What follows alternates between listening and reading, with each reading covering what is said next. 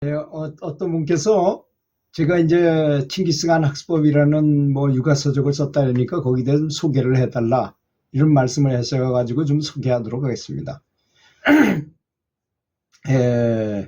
제가 칭기스칸 학습법이라고 이렇게 한 이유가 무엇이냐면요. 칭은 칭찬을 많이 하자, 애를 키울 때. 기는 기다려주자. 스는 스스로 하게 하자. 그 다음에 깐은 칸이었으면 좋겠는데 칸자가 없더라고요. 칸자로 시작하는 게 없어서 깐깐하게 아이의 적성을 따져보자. 이렇게 네 가지가 애 키우는데 가장 중요한 것이구나 하는 것을 전국에 있는 공부 잘한다는 게 뭐 전교 1등 정도 또는 뭐 도에서 1등이라든지 그럼 또 하버드 대학을 보냈다든지 뭐 이런 서울대학에 수석으로 합격했다든지 이런 대단한 학생을 키워낸 그 어머니들하고 대화한 내용입니다. 언제부터 언제까지냐면 태어나면서부터 초등학교 들어가기 전에 0세부터 6세까지 초등학교 들어가기 전까지 엄마가 어떻게 가르쳤기 때문에 이렇게 훌륭한 학생을 키울 수 있었는가에 대한 어머니들의 체험담을 한번 들어본 거예요. 그거를 전국에 있는 57명의 어머니들하고 그 대담을 전화로 했죠. 전화 인터뷰한 내용입니다. 제가 교육연구사를 할 때 그 학부모들, 선생님들하고 통화해서 선생님들이 소개해 준 분들, 그분들이 전화번호도 얘기하고 미리 이런 교육연구사가 전화할 텐데 그러면 좀 응해 주시고 그분이 그 책을 쓰려고 그러니까 그것도 허락해 줘라 뭐 이런 얘기까지 다 해놓은 상태에서 전화를 드립니다. 그러면 제가 강원학생교육원에 근무하는 교육연구사 조법천이라는 사람인데 저기 어머니가 태어나면서 초등학교 들어가기 전까지 어떻게 가르쳤냐가 궁금해서 전화드렸습니다 하면 있죠.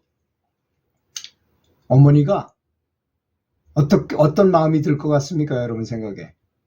세상에 그 누구도 애가 공부 잘한다고 애가 잘한다고만 말했지 그 원류가 되는 그걸 가르치는 최초의 스승이었던 엄마를 조명한 사람은 단 한 명도 없거든요. 이 세상에. 근데 교육연구사라는 사람이 그걸 물어보니까 이 어머니가 너무나 감동을 하는 거예요. 나에게도 물어보는 사람이 있다는 것에 대한 자긍심을 엄청나게 갖습니다. 그리고 이제 이렇게 했어요. 어머니 어떻게 가르쳐줬죠? 그러면 저는요 애를 공부 잘하게 하기 위해서 세뇌시키듯이 했어요. 그럼 제가 딱 듣기에 이 세뇌라는 말하고 교육하고는 다른 건데 뭐 이렇게 좀 기분이 좀 언짢지만 그러니까 아이를 공부 잘하게 하기 위해서 세뇌시키듯이 계속 애한테 그 하고자 하는 의욕이 생기게끔 얘기를 해주셨구만요. 이렇게 그분이 얘기한 얘기를 또 다시 되받아가지고 한 번씩 얘기해주고 또 듣고 되받아 얘기해주고 듣고 이러고 하는 걸 계속하고 제 말이 맞습니까? 이렇게 들었는데요. 뭐 이렇게 하면서 하니까 너무 기분 좋은 거예요. 그래서 그것이 나중에 보니까요. 그 방법이 바로 회복적 대화 모임이라는 거 많이 들어보셨죠? 요새 뭐 이렇게 분란이 일어나면 갈등 조정위원들이 그런 대화법을 사용해요. 그러면 신기하게도 잘 풀리는데 제가 그걸 하고 있었더라고요. 왜? 그럴 수밖에 없는 게 책에다 쓰려고 보니까 그분이 얘기하면 막 받아 썼다가 다시 물어봐야 되잖아. 이게 맞는지 틀리는지.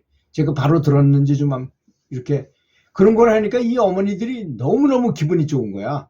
저분이 확실히 내 말을 알아들은 데다가 또 그런 얘기를 줄 하시는데요.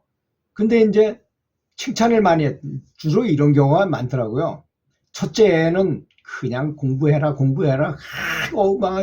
저 강제로 공부하라고 막 억압적으로 해가지고 왼수가 됐어. 왼수가 부모하고 자식이 왼수가 70~80%나 돼요. 사실 아마 제 말씀을 듣는 분 중에서도 아마 자식하고 그렇게 좋은 관계 친구처럼 친한 사이가 된 사람이 그렇게 많지 않을걸요.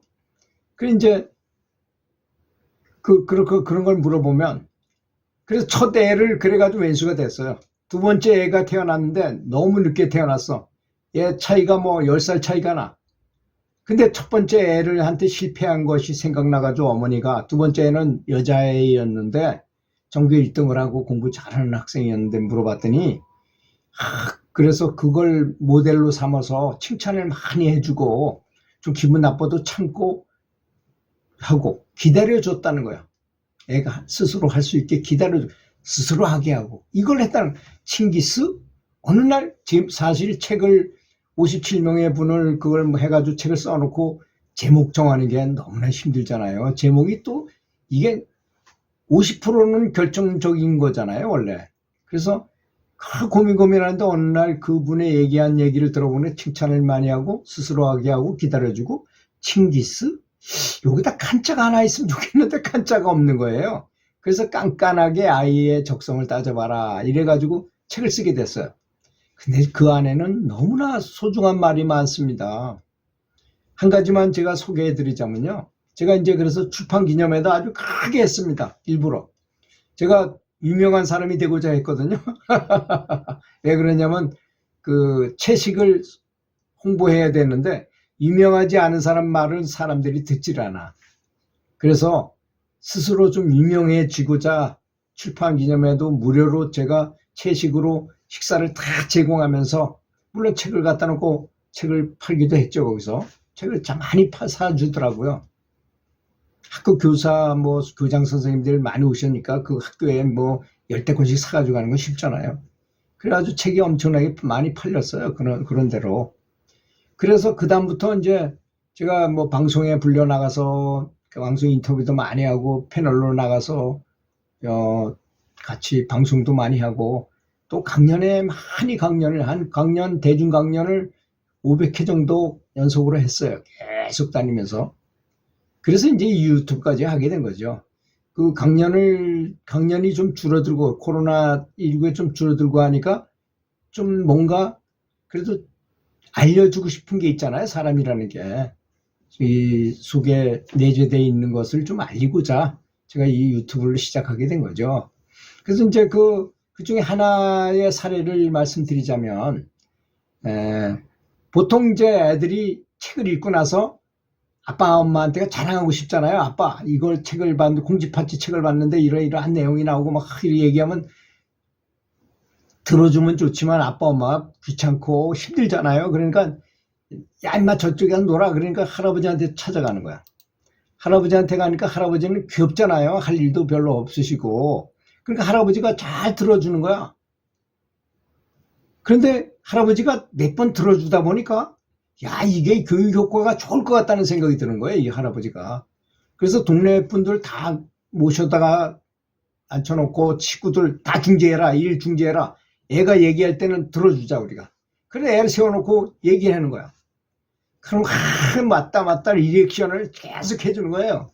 근데 동생애가 저쪽에서 보니까 형이 칭찬도 엄청나고 박수도 받고 말이야. 용돈도 주고 사탕도 주고 뭐 그러는데 나도 해봐야지 해가지고 얘도 하는 거야. 그 둘이서 경쟁적으로 그 앞에 가서 발표하는 거를 정말로 열심히 하다 보니까요. 어떤 현상이 일어나게 되겠습니까? 책 읽는 거가 습관이 된 거예요, 애들이. 그리고 그때 그 아빠가 수학 선생님이었거든요. 수학 선생님인데 굉장히 많은 학생들을 수학 올림피아드 뭐 이런 데 우승시키고 뭐 이런 사람이었었어요. 그러니까 학교 데리고 가가지고 애들한테 그때 책이 별로 없는 시절이었잖아요. 얘네들이 책을 좋아하니까 뭐 동화책 이런 한 질로 된 거 사다 줘봐야 한나절이면 다 읽어버려.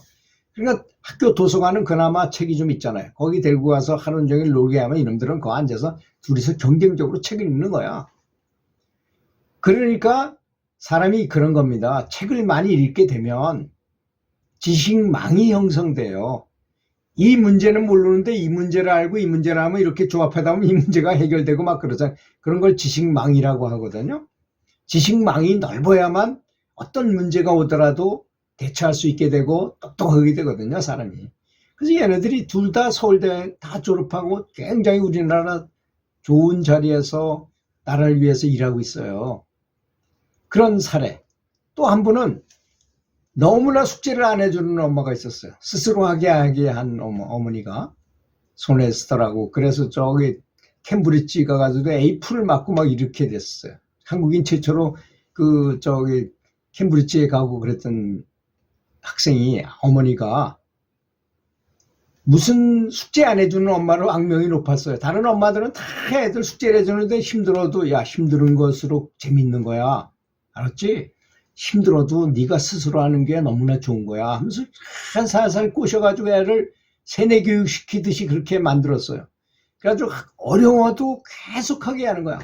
그러다가 얘가 탁 튀게 된 데가 언제냐. 초등학교 4학년 때 NI 교육이라는 거 있잖아요. 신문으로 하는 교육 있잖아요. 그런 걸 하면서 재미를 붙이고 막 이게 폭발적으로 지식이 그냥 빅뱅 같은 게 일어나기 시작하면서 얘가 엄청 달라지게 돼서 뭐 시험 봤다 하면 다 1등 이렇게 될 정도로 전교 1등은 말할 것도 없고 뭐 이렇게 한국에서 1등하고 막 이런 정도의 아이로 클 수 있었던 것입니다. 그러니까 어린 아이일 때 이강인 선수가 슛돌이 나라라 슛돌이 보면 아주 다른 애들보다 월등하게 기술이 좋잖아요. 어릴 때 장착된 그 기술과 이 시냅스가 열린 양하고요. 이건 평생을 갑니다. 그래서 시살버릇 여든 간다고 한다는 것입니다. 그래서 칭찬을 많이 하고 기다려주고 스스로 하게 하고 깐깐하게 아이의 적성을 따져보라. 요 네 말. 제가 어떻게 책 한 권을 요 단 10분에 다 설명할 수야 없었겠지만 요 말씀만 들어도 요것만 기억한다 하더라도 아이 키우는 데는 아주 굉장히 도움이 될 것이라고 생각해서 칭기스칸 학습법이라고 말을 하게 된 것입니다. 들어주셔서 감사합니다.